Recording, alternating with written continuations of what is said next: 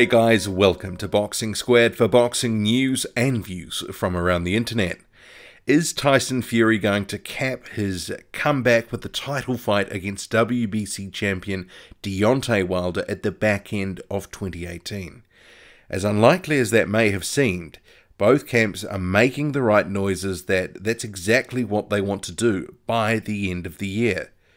So what I'll do is I'll get to the quotes, a clip from Tyson Fury himself, and then a few thoughts, because despite these assertions from Team Wilder, from Team Fury, well, Frank Warren and Fury, I'm a bit skeptical that 2018 is really a goer.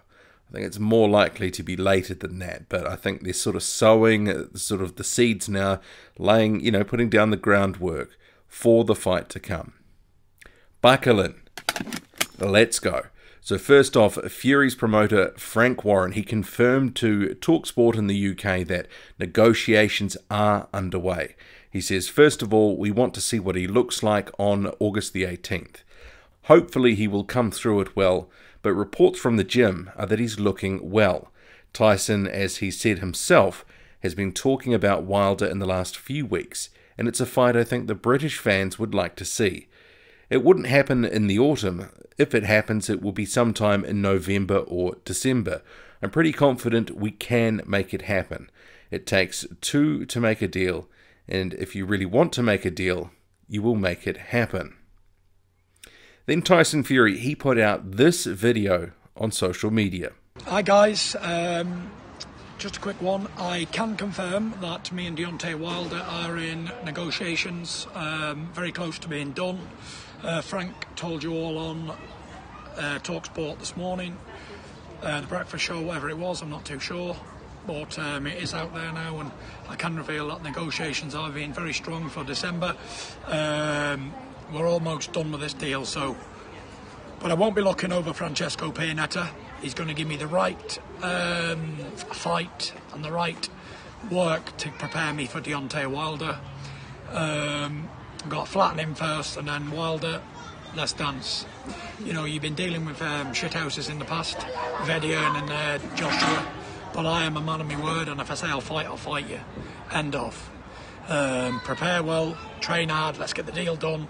I'm going to knock Francesco Pianetta into next week, so I'm going to knock you Spark out too. Good luck.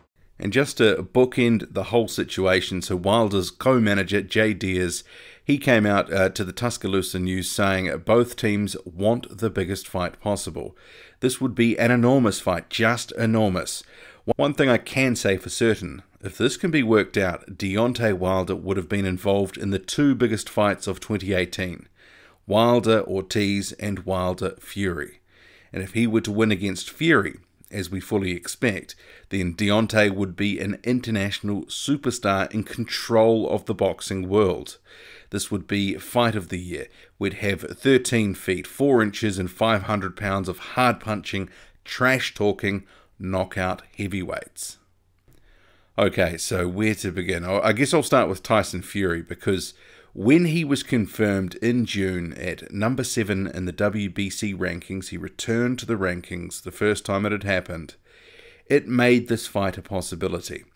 And at that time, I did a video saying I thought that they could potentially build to a fight between Wilder and Fury over the course of about a year or so, and have it in about mid-2019. And that would allow Fury to make a proper comeback and really get road tested before facing Deontay Wilder. So the fact that they've now openly seeded a prospective fight in the media, it's not actually a surprise. In fact, it was what I was expecting, sort of sooner rather than later, because they want to potentially build towards a mega event. And this obviously gets the word out. But what did surprise me a little bit was the proposed date for the fight, with Warren indicating it could be November or December this year. But on reflection, I'm not buying it.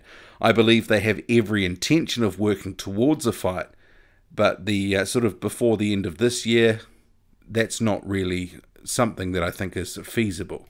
And for a couple of reasons. I mean, the first and most obvious is Tyson Fury. He needs more time to mount a proper comeback. The guy was out of the ring for a long time, close to 3 years. He piled on a massive amount of weight, and now he's lost most of that weight, and then he fought a cruiserweight on his return, and he wasn't exactly sort of showered with praise after that.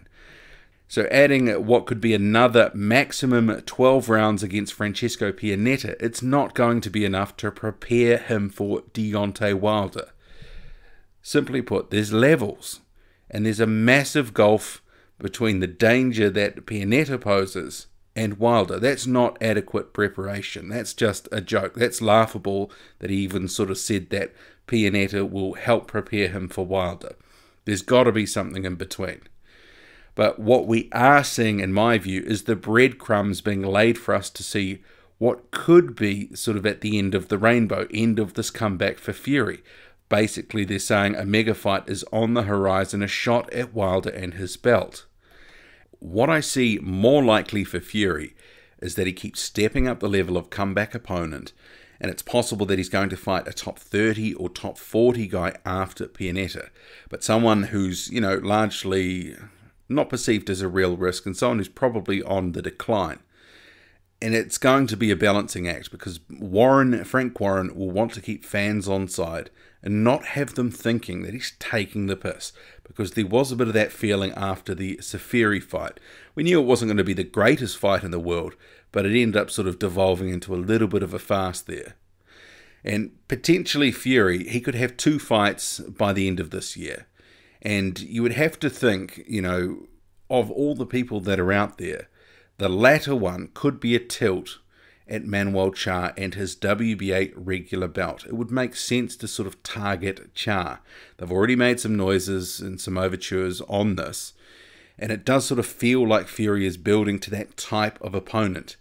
And the benefit with Charr is he holds a version of the heavyweight title. So if Fury was to fight him, should Charr get past Frezequendo, and he is available at the end of the year and Fury can fight him, then it gives Fury some leverage. If he beats Charr, gives him leverage in negotiations with Team Wilder, because then it's technically a unification fight, which increases the value of the fight even more, and the paydays for all involved. And I'm sure if there was some added hardware in the equation, that was on the line, that's going to be enticing for Deontay Wilder as well.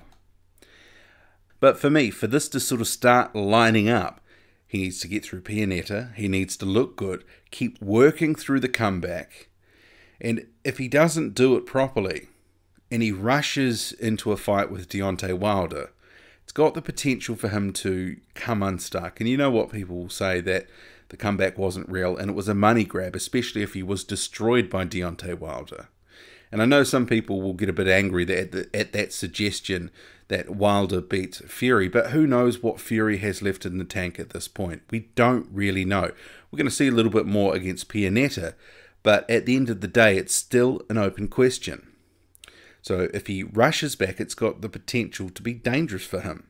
That's why I think a year from now, which is about July or thereabouts next year, it's a more realistic time frame. But the problem from the sort of PR side of the coin is that that's a long way for fans to sort of, a long ways away for fans to think about, to focus their minds on. So if you actually sort of bring that forward and tell them that it's actually going to be this year, it really makes people stand up and take notice, even if it's ultimately just bullshit. But say for argument's sake, if it did happen in late 2018, as they're sort of talking at the moment, and say Wilder wins, a lot of people will go, okay, April the 13th, Anthony Joshua, is that going to mean he'll fight Deontay Wilder? Well, if you actually look at the timing, it doesn't leave a lot of runway if the fight's happening in November or December to commence and then complete any new negotiations, because that's what it will be, to fight Joshua. And I'm sure Deontay Wilder would be pushing for a much more even split if he had Tyson Fury's name on his record.